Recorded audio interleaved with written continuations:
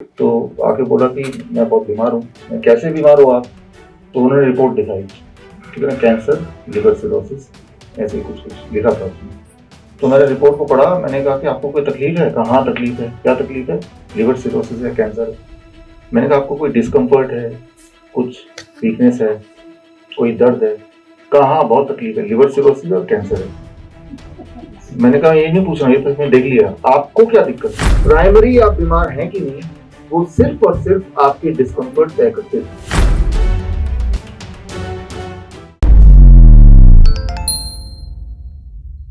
Patient कौन है और पेशेंट कौन नहीं है, पहले तो हमें ये डिसाइड करना पड़ेगा।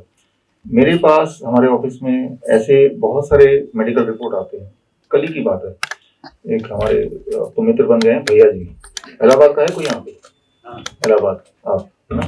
इलाहाबाद में भैया जी का बहुत सारे चैरिटेबल हॉस्पिटल हैं, बड़े बड़े हॉस्पिटल। एक अच्छे इंसान है, 50 साल की उम्र है, टीका लगाते हैं। और उन्होंने बहुत ही दुखी दिख रहे थे, तो आके बोला कि मैं बहुत बीमार हूँ। मैं कैसे बीमार हो आप? तो उन्होंने रिपोर्ट दिखाई, ठीक है ना, कैंसर, लिवर सिरोसिस, ऐसे ही कुछ कुछ लिखा था उसमें। तो मैंने रिपोर्ट को पढ़ा, मैंने कहा कि आपको कोई तकलीफ है? कहा हाँ तकलीफ है। क्या तकलीफ है? लिवर सिरोसिस है, कैंसर है। मैंने कहा आपको कोई डिस्कम्फर्ट है, कुछ वीकनेस है, कोई दर्द है? कहा हाँ बहुत तकलीफ है, लिवर सिरोसिस और कैंसर है। मैंने कहा ये नहीं पूछना, ये तो इसमें देख लिया। आपको क्या दिक्कत है? उन्हें बहुत समय लगा ये समझने में कि मैं पूछना क्या चाह रहा हूँ। मैंने कहा आपके शरीर में जो कोई भी एक दिक्कत हो वो आप बताओ, ना कि रिपोर्ट के अलावा। उनके दिमाग के अंदर घुस गया था कि मुझे लिवर सिरोसिस है और मुझे तो कैंसर है। तो मैंने पूछा कैंसर है तो आपको कैसे पता? रिपोर्ट बता दी। मैंने रिपोर्ट तो एक बार बता दिया। कहा डॉक्टर ने बोला कि हर 2 महीने बाद आके चेक कराते रहना। तो 2 महीने बाद चेक कराते रहते हैं और हर 2 महीने बाद वो डॉक्टर आपको बताता है, वो डॉक्टर उनको बताता है कि आपका कैंसर और बढ़ गया और बढ़ गया और बढ़ गया, ठीक है ना। तो खैर उनको मैंने समझाया, और यही चीज मैं आपको पहली चीज समझाना चाहता हूँ। ये आप मेरे जाने के बाद भी जब ये खत्म हो जाए तो आप एक दूसरे को भी ये समझाइएगा, report is always secondary. Primary आप बीमार हैं कि नहीं, वो सिर्फ और सिर्फ आपके डिस्कम्फर्ट तय करते हैं। जैसे मान लो अगर मैं आपको बोलता हूँ या कोई पेशेंट बोलता है मुझे सिर में दर्द है, क्या दुनिया की कोई ऐसी टेस्ट है, ब्लड टेस्ट है या स्कैनिंग है जिससे सर दर्द है या नहीं इस पेशेंट को बता सके? नहीं है ना। ये कौन बताएगा? सिर्फ वो पेशेंट ही तो बताएगा ना।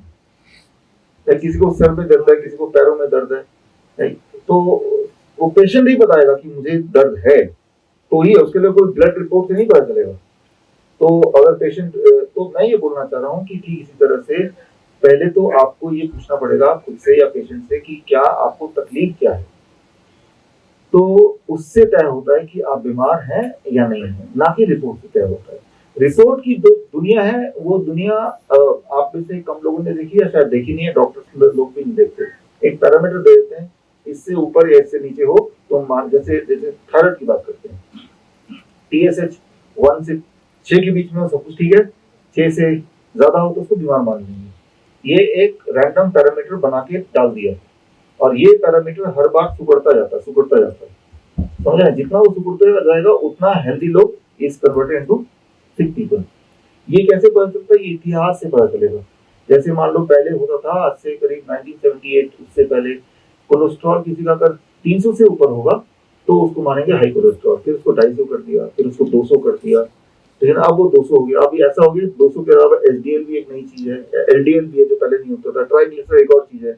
इतने सारे पैरामीटर, एक आप तो ऊपर नीचे हो जाएगा, उसको पकड़ के बोल देंगे आप तो कोलेस्ट्रॉल के पेशेंट हो, आप तो कोलेस्ट्रॉल की दवाई ले लो।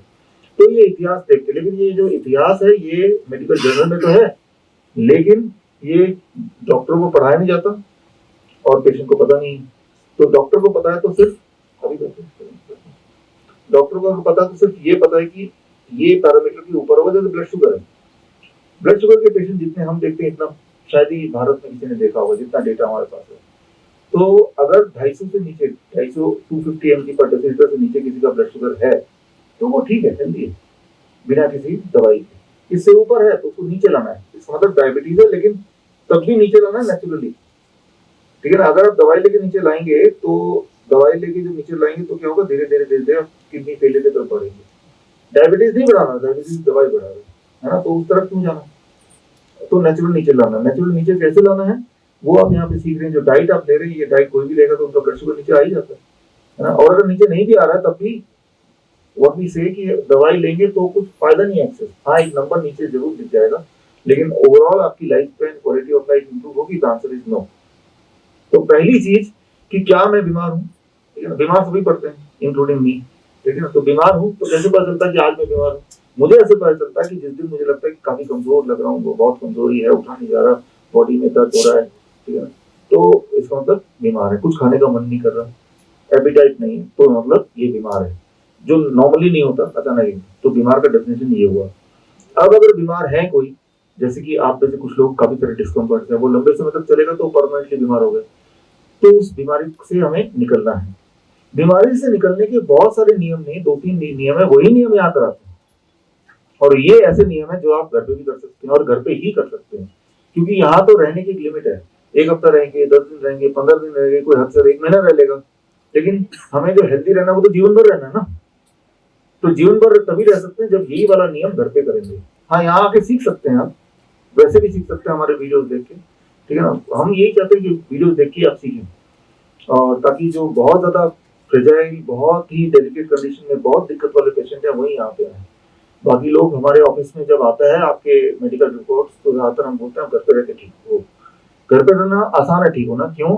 एक सिंस आप आए हैं, आप में से कुछ लोग उड़ीसा से, कुछ लोग आसाम से, दूर दूर से आए हैं, ठीक है ना। इतने दूर से किसी भी हॉस्पिटल में कम ही लोग आते हैं, नेशनल हॉस्पिटल में आते होंगे, लेकिन एक नॉर्मली एक हॉस्पिटल से एक शहर के ही लोग आते हैं। हमारे यहाँ पे पूरे देश से, विदेश से भी आते हैं, बांग्लादेश, नेपाल, आसपास के देश से आ रहे हैं।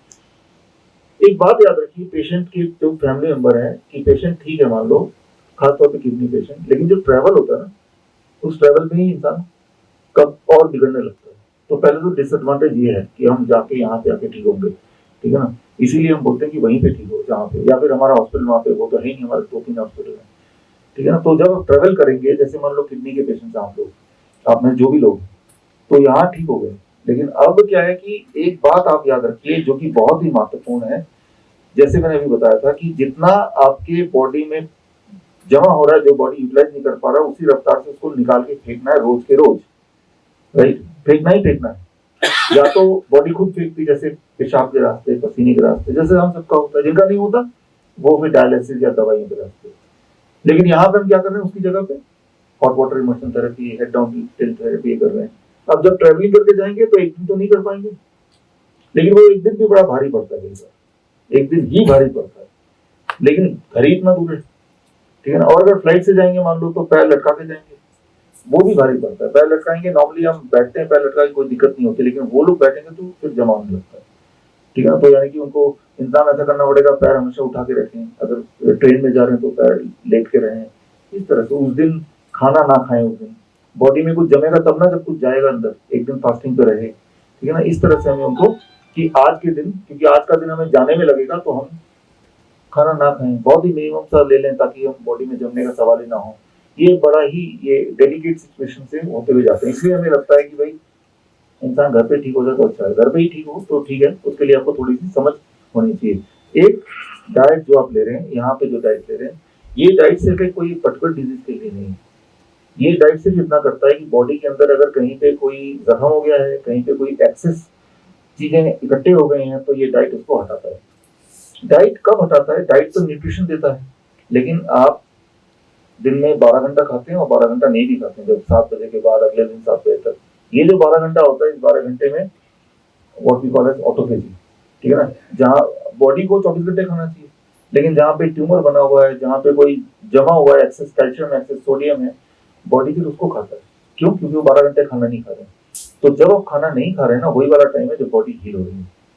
तो जो ज्यादा बीमार होते हैं कैंसर के फॉर एग्जाम्पल, उनके खाने के टाइम को और घटा देते हैं कि आप सिर्फ 6 ही घंटे खाना, मतलब 10 बजे से 6 बजे तक खाना खाओ, या 10 बजे से 4 बजे तक खाना खाओ, और बाकी पूरा दिन आप 18 घंटे भूखे रहो, ठीक है ना। वो जो 18 घंटे, दैट इज कॉल्ड ऑटोफेजी। उस 18 घंटे में बॉडी हील हो रही है, उसकी हीलिंग टाइम बढ़ा दिया। उनको थोड़ी तकलीफ भी होती है, 6 घंटे खा के बाकी पूरा दिन नहीं खा रहे, एट द सेम टाइम वो हीलिंग टाइम बढ़ा दिया, ठीक है ना। जो कैंसर के पेशेंट्स हैं उनको हीलिंग टाइम बढ़ाना है, हफ्ते में एक दिन पूरा 24 घंटे का फास्टिंग, यानी हीलिंग टाइम 24 आवर्स हो गया।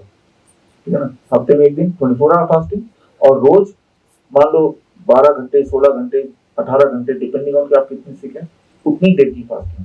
फास्टिंग में क्योंकि आपके बॉडी में जब ठीक होते हैं आप, तो कोई दवा नहीं ठीक करती, वो बॉडी ही ठीक करती है। ऐसी कोई दवा बनी नहीं है जिससे कोई पेशेंट का कोई भी इलाज होता है, ठीक होता हो, ठीक है ना, ट्रीटमेंट होता है बट ठीक होता हो, ठीक बॉडी ही करती है। बॉडी कब ठीक करती है? उस वक्त करती है मोस्टली जब आप बॉडी को कोई और काम ना दें, खाने का काम ना दें, ठीक है ना। तो खाने के काम को हमने कम से कम स्क्वीज करना है, ठीक है ना। वो कितना स्क्वीज कर पाएंगे, यहाँ तो एक लिमिट है, जिस टाइम पे देंगे तो उस वक्त ही खाना पड़ेगा, ठीक है ना। और हमारा किसी 24 घंटे खुलता भी नहीं है। घर पे आप इस चीज को ज्यादा कंट्रोल कर सकते हैं कि मुझे तो सुबह 10 से लेकर 6 बजे के बीच में ही खाना है। घर पे कंट्रोल ज्यादा होगा ना, क्योंकि वहां पे तो आपके हिसाब से दिया जा सकता है। वहां रोज 15 से 16 घंटे बिना खाए रहना है, वही 16 घंटे जो आपको हील करेगा, वही 16 घंटे आपको ठीक करेगा, ठीक है। खाना खूब है लेकिन उसी लिमिट में खाना है, नंबर 1। नंबर 2, खाना वही है जो डाइट यहाँ पे लिखते हैं, DIP डाइट जिसे बोलते हैं, फ्रूट्स एंड वेजिटेबल 90%। आप जो भी कुछ खा रहे हैं उसका 90% क्या फ्रूट्स एंड रॉ वेजिटेबल है। कोई लोग रॉ वेजिटेबल नहीं खा पाते तो उसको थोड़ा स्टीम कर लिया, कोई लोग वो भी नहीं खा पाते तो उसको स्मूदी बना दे। स्मूदी तो समझते हैं आप? अगर कोई नहीं समझता है तो आपस में आप एक दूसरे से पूछ सकते हैं स्मूदी क्या है। सारा सब्जियां उठा के डाला मिक्सी में, थोड़ा पानी मिला दिया, उसको फेंट दिया, फिर उसको खा लिया, ठीक है। जैसे टमाटर है या फिर मान लो बीट रूट है या कोकोनट वाटर है, ये सारी चीजें हैं जो कि हमारी बॉडी को बहुत हील करती है। आपने गौर किया जो किडनी के पेशेंट्स हैं, हॉस्पिटल जाते हैं तो यही चीज मना करते हैं, पालक है यही चीज मना करते हैं। तो जो चीज ठीक कर सकती है वही मना करते हैं। जैसे आम है, डायबिटीज के पेशेंट ठीक कर सकती है, लेकिन सबसे पहले यही मना करते हैं। कोकोनट वाटर ले सकते हैं, लेना चाहिए, ठीक है ना। अब देखिए एक बात और कि जब आप ये सब कुछ करेंगे तो साथ साथ आपको फिर रिपोर्ट देखते हैं, पोटेशियम बढ़ गया, क्रिएटिनिन बढ़ गया। क्रिएटिनिन से मत घबराइए कभी, ठीक है ना। आप किसी बॉडी बिल्डर का क्रिएटिनिन देखिए, उनका ज्यादा होता है हमेशा, ठीक है ना। बॉडी में जितना मसल बनेगा, मसल का ब्रेकडाउन होगा उतना वही क्रिएटिनिन है, दैट इज, है ना, तो वो ज्यादा बनता है। क्रिएटिनिन कभी कभी खराब भी होता है, राइट, हमेशा नहीं होता, लेकिन और कभी अच्छा भी होता है। तो उसके बेसिस पे हम डिसाइड कर लें कितने पेशेंट है, ऐसा नहीं है। आज भी एक पेशेंट है, सब कुछ ठीक है उनके, ठीक है। अभी जो अभी मिले थे हमारे ऑफिस में, ठीक है, डे केयर वाले अभी चले गए होंगे, डे केयर वाले पेशेंट चले गए, हाँ, तो उनका सब कुछ ठीक है। वो वेस्ट बंगाल से यहाँ क्यों आए? क्योंकि डॉक्टर ने बोला आपका क्रिएटिनिन बढ़ गया, आप तो भाई डायलिसिस में जाओ या तो मरने वाले हो। Creatinine is not a factor, वो इंपॉर्टेंट नहीं है, लेकिन क्रिएटिनिन बढ़ गया और साथ में उसको दिक्कत भी है। दिक्कत मतलब उसकी स्वेलिंग भी है, उसको इचिंग भी है, उसको उल्टियां भी आ रही हैं, बहुत ज्यादा कमजोर भी है, सांसें भी नहीं ले पा रहा। अब दिक्कत है। सिर्फ अकेला क्रिएटिनिन बढ़ना दिक्कत नहीं है, क्रिएटिनिन के साथ ये फैक्टर भी है। अगर ये फैक्टर और क्रिएटिनिन ठीक है तब भी दिक्कत है। मतलब सिम्टम को देखना है, जैसे आप यहाँ पे हैं, हर दिन के सिम्टम को देखना है। कल मेरी जो हालत थी, आज उसकी स्वेलिंग के मामले में, हमारी एनर्जी लेवल के मामले में पहले से बेटर है कि नहीं। एक बात और, जो लोग हॉट वाटर इमर्शन थेरेपी करते हैं, हॉट वाटर इमर्शन थेरेपी क्या है? जैसे आप मान लो एक्सरसाइज करेंगे, एक्सरसाइज करने के बाद थकान ज्यादा होगी या कम होगी? तुरंत बाद ज्यादा होगी ना, लेकिन हमें पता है कि वो थोड़ा रेस्ट करने में ठीक हो जाएगी, वो पॉजिटिव थकान है ना, लेकिन थकान तो होगी। ठीक इसी तरह से हॉट वाटर इमर्शन में जब आप बैठते हैं तो आपका जो हार्ट है वो एग्जैक्टली वैसे ही काम करता है जैसा तब काम करता है जब आप जिम में जाते हैं। उस वक्त आप एक एक्सपेरिमेंट कर सकते हैं। आप जब बैठेंगे पल्स लीजिए अपना, 1 मिनट में कितनी बार है लिख लीजिए, और हॉट वाटर थेरेपी में बैठते हुए हर आधे घंटे में आप पल्स लीजिए। हॉट वाटर इमर्शन में जब बैठेंगे तो पल्स रेट ये बढ़ जाएगा, ठीक वैसे जैसे जब दौड़ते हैं तब क्या होता है, राइट। तो टेम्पररी बढ़ेगा। तो यानी कि hot water immersion is equal to gym. Gym जाने के लिए बॉडी हिलाते हैं तो हार्ट बीट बढ़ता है। यहाँ की बॉडी को हिलाने का जो काम है वो पानी कर रहा है, राइट। बॉडी को पानी, हॉट वाटर कर रहा है, और उसी से जो प्रेशर क्रिएट हो रहा है, उसी से बॉडी में सारा केमिकल चेंजेस हो रहे हैं, जिसकी वजह से जो चीज आपकी बॉडी को नहीं चाहिए, हमें नहीं पता आपकी बॉडी में पोटेशियम ज्यादा है कि सोडियम ज्यादा है कि कैल्शियम ज्यादा है, क्रिएटिनिन ज्यादा है कि यूरिया ज्यादा है कि यूरिक एसिड ज्यादा है या शुगर ज्यादा है, हमें नहीं पता, आपको भी नहीं पता। आपको पता कुछ तो ज्यादा है क्योंकि बॉडी में तकलीफ हो रही है। आपने आंख बंद करके वहां बैठ गए, अब जब बैठ गए जो भी चीज ज्यादा है बॉडी उसको पानी में मिला देती है। आपको पसीने आते हैं और वो यहाँ से नीचे भी पसीने आ रहे हैं, लेकिन वो पानी में ही मिल जा रहा है ना, तो आपको पता नहीं चल रहा है। तो बॉडी ने आपके बॉडी में जितनी भी एक्स्ट्रा चीज थी जो आपको तंग कर रही थी उसको निकाल दिया, और जब ये लगातार निकालते रहेंगे एक दिन आएगा कि आपके बॉडी में एक्स्ट्रा जो अनवांटेड है, जिसकी जरूरत थी, वो होगी ही नहीं, तो आप ठीक हो गए। और रोज ही निकाल रहे, रोज ठीक होते जा रहे हैं, ठीक है ना। लेकिन एक बात याद ये भी रखना पड़ेगा, एक बैलेंस की बात कर रहा हूँ कि जिम अच्छा होता है कि खराब होता है, दौड़ना अच्छा होता है कि खराब होता है, बोले का अच्छा होता है, लेकिन दौड़ने के लिए भी एक शक्ति चाहिए होती है, और वो शक्ति अगर नहीं हो फिर भी किसी को अगर मान लो किसी को कमजोर है, दौड़ना अच्छा होता है कि खराब होता है? अच्छा होता है। एक कमजोर इंसान को लिया और उसको जबरदस्ती हमने वहां बिठा दिया वो ट्रेडमिल में, तो क्या होगा, उसको दिक्कत आएगी, क्योंकि उसकी बॉडी उस ट्रेडमिल की स्पीड को मैच नहीं कर पाएगी। तो कभी कभी जब हॉट वाटर मशीन में बैठेंगे कुछ लोगों के लिए आप थकने लगेंगे, ब्रेथलेसनेस होने लगेगा, वीकनेस आने लगेगी कुछ लोगों के लिए, तो समझ लीजिए कि आपकी बॉडी को इतना ही जरूरत है, उठ जाइए वहां से, ठीक है ना। लेकिन 2 घंटे तो करने हैं, हमें तो 15 मिनट में लग रहा है, इस मतलब मल्टीपल टाइम जाके करना पड़ेगा। जब पहले दिन ही 2 घंटे करने हैं, चलो आज 1 घंटा कर लिया, वो भी आधा आधा घंटा करके 2 बार में कर लिया, अगले दिन 1.5 घंटा कर लिया। इस तरह से बढ़ाना बढ़ाना भी जरूरी है, क्योंकि बॉडी में एक्स्ट्रा चीज निकालना भी तो है, और वो डायलिसिस से नहीं निकाल सकते। डायलिसिस जो है ये एक खतरनाक तरीका है। डायलिसिस में जो आंकड़े हैं वो ये है, आपको सच्चाई पता होना चाहिए ताकि आप चूज करें करेक्टली। डायलिसिस में 20% पेशेंट की डेथ होती है हर साल। जैसे आज डॉक्टर ने बोला इन 10 को डायलिसिस करना है, आज के 1 साल बाद वो 10 में से 8 ही रह जाएंगे, 2 तो डेथ हो गई, अगले साल फिर 8 ही रह जाएंगे। यानी कि 5 साल में जितने लोग थे वो एक करके they die, not because of the kidney disease itself, because of the complication of dialysis. इसीलिए हमें लगता है कि डायलिसिस से बचना चाहिए। अब आपका चॉइस ही क्या है, चॉइस है जो आप यहाँ पे कर रहे हैं, लेकिन इसकी सिंसेरिटी की भी लेवल है। आज हमने जो स्टडी आपके सामने शेयर किया, वो स्टडी विश्वरूप.com/ग्रैड स्टडी में जाके वो पढ़ सकते हैं, जो यूनिवर्सिटी ने किया हमारे थेरेपी पे। रेसिपी बुक हमारा आपके पास है? हाँ है ना, तो हाँ, तो वो जिनको चाहे उनका पीडीएफ हम दे सकते हैं। वो भी पेशेंट्स की डिमांड के बाद हमें लगा, या हम कोई भी चीज़ जब करते हैं तो पहले सोचते हैं हम खुद तो करके देखें। तो 15 साल पहले I tried on my self. हम तो क्या खा ही लेते हैं किसी तरह की चीज़, लेकिन अगर टेस्टफुली खाना है तो क्या करना पड़ेगा, तो उसके लिए हमने अपने अपने रेसिपी बनाई। लेकिन जो रेसिपी हमने बनाई जरूरी नहीं कि वो आपको पसंद आए, लेकिन मैं एक उदाहरण दे रहा हूँ कि आपकी ही रिस्पॉन्सिबिलिटी की कैसे मैं इसको पेश करूँ कि हमारे हमारे मन को अच्छा लगे, वो भी आपकी रिस्पॉन्सिबिलिटी है थोड़ी बहुत, ठीक है। और उसके तरीके हैं, क्योंकि हमने देखे कि अलग अलग देशों में जहाँ जहाँ हमारे सेंटर है उनकी अपने खाने पीने के स्टाइल के हिसाब से लोगों ने अपने अपने रेसिपी अपने अपने जरिए बनाए हुए हैं। आपको भी बनाना है, बदले में वो जो भी डाइट है वो आपको क्या देगा, बदले में आपको हेल्थ देगा। सबसे बड़ी बात, अगर आपको ये पता चल जाए कि देखिए बीमार नहीं होंगे हम, ऐसा तो हो नहीं सकता, लेकिन बीमार होंगे तो हम अपना ध्यान रख लेंगे, ये हो सकता है, ठीक है ना। तो ये कॉन्फिडेंस है। फॉर एग्जाम्पल अगर मुझे कि अगर मैं बीमार होता हूँ तो I need not to worry, मैं अपना ध्यान रख लूंगा, इस पर पैसा खर्च होगा नहीं, ना किसी पास जाना है, ना डरने की जरूरत है, कोई भी बीमारी क्यों ना हो। Common cold to cancer, right, headache to heart attack. Heart attack जैसा है, मान लो हार्ट अटैक आ गया किसी को, आपके सामने हार्ट अटैक आ गया किसी को, तो क्या करेंगे आप? एक ही चीज आती है कि हम डॉक्टर को बुलाएंगे, राइट। तो डॉक्टर हॉस्पिटल बुलाएंगे, कितनी देर में आ जाएगा वो, और क्या करेगा वो हॉस्पिटल ले जाएंगे। और हॉस्पिटल में क्या होगा, कोई भगवान तो बैठा है नहीं, क्या कोई दवाई है जो ठीक कर देगी? कई सारे सवाल आते हैं ना। एक चीज हो सकती है, अगर आपको पता हो कि क्या करना है तो आप वहीं पे खड़े हैं, तो आप कुछ कर सकते हैं उसके लिए, जो कि हम करते हैं, ठीक है ना। क्या करते हैं, चलिए बता ही देता हूँ, 1 मिनट लगेगा। देखिए डॉक्टर अवधेश पांडे बताते हैं, जो हम सक्सेसफुली करते हैं, कि अदरक अगर पेशेंट को चबाने दे दिया जाए, चबा पा रहा है तो आंखों से आंसू आ जाएंगे, जैसे आंसू आ जाएंगे उनका हार्ट अटैक का जो वही हॉल्ट हो जाता है। हमने ये देखा, अक्सर ही देखा पेशेंट को। हमारा जो इमरजेंसी प्रोटोकॉल का हमारा जो हेल्पलाइन है, अक्सर ही कॉल आता है, तो हम ऐसे ही बोलते हैं वीडियो कॉन्फ्रेंसिंग पे, वो ठीक हो जाता है। लेकिन वो तो उसी वक्त अगर उसको नॉलेज हो साथ वाले को तभी हो सकता है ना वो। और इसमें कितना पैसा लगा, कुछ भी नहीं लगा, लेकिन कितनी बड़ी बात है। अब इसके अगर ये नहीं है तो क्या है फिर अगला, इंस्टेड ऑफ दिस कि हॉस्पिटल ले गए, डॉक्टर को बुलाया, एम्बुलेंस आया, पता नहीं पेशेंट का क्या हुआ, वो हार्ट अटैक था भी कि नहीं था, इलाज हुआ हार्ट अटैक का, वो था गैस्ट्रिक पेन।